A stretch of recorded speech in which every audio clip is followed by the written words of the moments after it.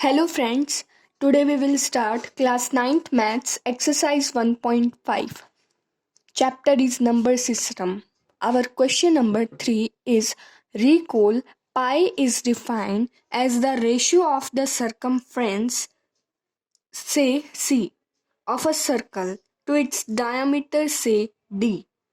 यानी कि पाई को हम डिफाइन करते हैं सी सरकमफ्रेंस और डी डायामीटर के रेशियो में सी बाई डी इस तरह से हम दिखाते हैं that is C by D that is pi is equal to C by D this seems to contradict the fact that pi is irrational कि ये दिखाता है कि जो पाई है यानी कि हमें पता है कि जो पाई होती है वो इरेशनल होती है।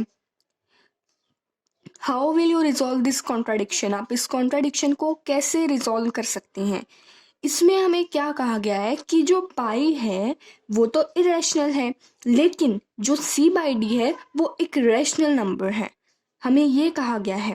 तो ऐसा कॉन्ट्राडिक्शन क्यों है, तो देखिए यहाँ पर इसका मतलब क्या है, सी बाई डी जो है उसका जो डेसिमल एक्सपेंशन है वो पाई है, पाई क्या है इरेशनल, यानी कि ये नॉन टर्मिनेटिंग नॉन रिकरिंग है, यानी कि जिसका एंड ना हो, जो टर्मिनेट ना हो, और जो टर्मिनेट नहीं होती, जो नॉन टर्मिनेटिंग नॉन रिकरिंग होती है वो हमारी इरेशनल नंबर होता है, वो हमारा इरेशनल नंबर होता है। इसमें यही कहा गया था, तो हम इसमें कह सकते हैं कि देयर इज नो कॉन्ट्राडिक्शन, यहाँ पर कोई कॉन्ट्राडिक्शन नहीं है, यानी कि आप विरोध टाइप ऐसा कह सकते हैं कॉन्ट्राडिक्शन को। तो इन मेजरिंग सी और D we get approximate value either C और डी इज इरेशनल, कि जब हम सी और डी को मेजर करते हैं यानी कि सी और डी का जब हम डेसिमल एक्सपेंशन निकालते हैं तो हमें अप्रोक्सीमेट वैल्यू मिलती है, यानी कि जिसका एंड ना हो, जो बहुत ज़्यादा आगे तक चलती जाती है वो होती है आइदर सी और डी इज इरेशनल, जहाँ पर अब सी और डी जो है वो इरेशनल होगा, रैशनल नहीं है, तो यहाँ पर कोई कॉन्ट्राडिक्शन नहीं है।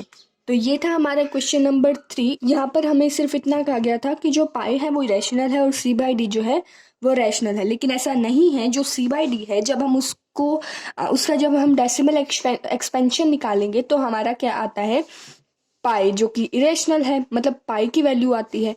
अब पाई की वैल्यू क्या है, इरेशनल है, यानी कि ये वाला जो हमें कॉन्ट्राडिक्शन बोला गया था, विरोधा भाव ऐसा कुछ है, तो यहाँ पर ये नहीं है, देयर इज नो कॉन्ट्राडिक्शन। जब हम सी ओ डी को मेज़र करते हैं तो हम उसकी अप्रोक्सीमेट वैल्यू पाते हैं, तो इसलिए सी ओ डी जो हमारा होगा वो क्या होगा, इरेशनल। तो ये वाला हमारा क्वेश्चन नंबर 3 था। अगर आपको मेरी वीडियो पसंद आई हो तो लाइक, सब्सक्राइब और शेयर कीजिएगा। Thank you.